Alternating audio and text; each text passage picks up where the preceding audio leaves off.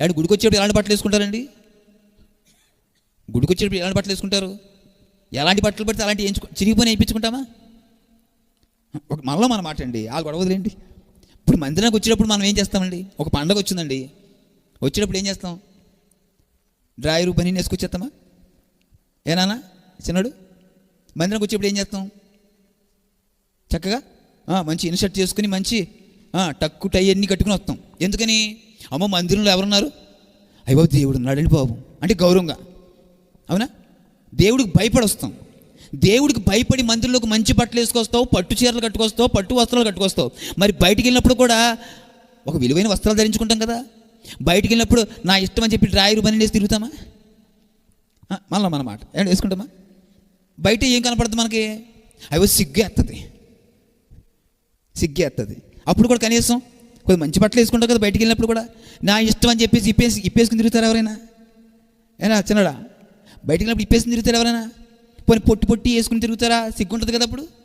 ఇప్పుడు దేవుని సందులోకి వస్తే అమ్మో దేవుని దగ్గరికి వెళ్తున్నామని పట్టు వస్త్రాలు, పట్టుల బట్టలో విలువైన మంచి సూట్లు వేసుకొస్తారు కదా.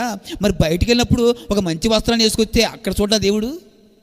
ఇక్కడ మంచి చర్చిలోకో గుళ్ళోకి వస్తే దేవుడు చూస్తాడని ఒక విలువైన వస్త్రం వేసుకున్న నీవు నేను మరి బయటికి సమాజంలోకి నీ తోటివారి మధ్యకి వెళ్తున్నప్పుడు నీ యొక్క హీనమైన వస్త్రధారణ నిన్ను సిగ్గుపరచదా?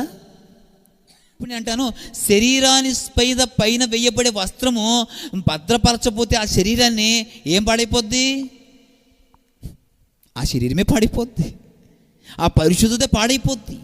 ఈరోజు సమాజానికి ఏమి నేర్పాలి పెద్దలైన వారు?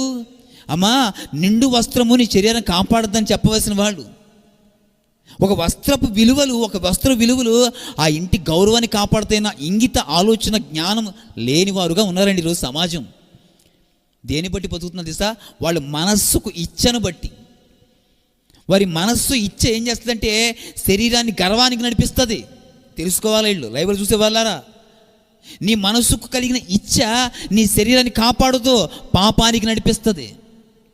నీ పాపం ప్రేరేపించినట్లుగా నీ వస్త్రధారణ జరిగిస్తే మన బిడ్డలు పాడైపోతారు. మనసును బట్టి కాదు జీవితం, మనిషి యొక్క నడవడిక ఆత్మను బట్టి కావాలా. ఆత్మ ఏం నేర్పిస్తుంది సా? నేను నా దేవుని దగ్గర నుంచి వచ్చానయ్యా, నా దేవుడు పరిశుద్ధుడయ్యా, నా దేవుడు సజీవుడని నేర్పిస్తుంది.